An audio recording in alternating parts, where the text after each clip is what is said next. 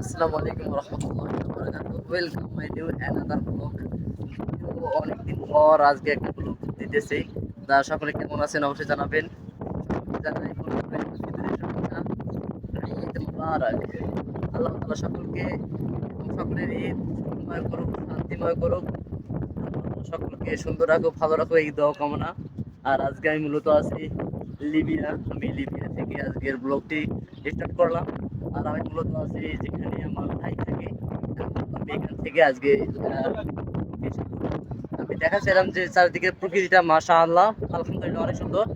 একটু দেখেন যে চারিদিকের প্রকৃতিটা এখন যেরকম লাগতেছে, যদি রাত্রিবেলা হয় তাহলে এর থেকে আরো ভালো লাগবে। যেটা দেখতে পাচ্ছি এটা যে ভূমধ্যসাগর।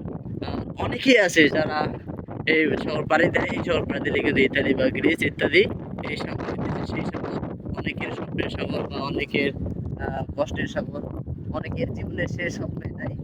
আল্লাহ তাআলা অসীম মেহেরবানি দোয়ায় ভালো আছি আপনাদের দোয়া আমার জন্য।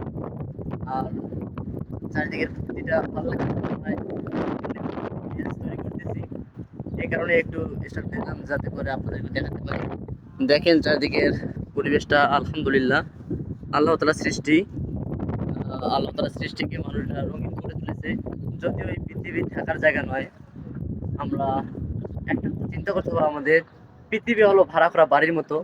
যতই সুন্দর করে সাজাই না কেন, যতই মানে প্রাণবন্ত করি না কেন, সেটা আমাদের চলে যেতে হবে।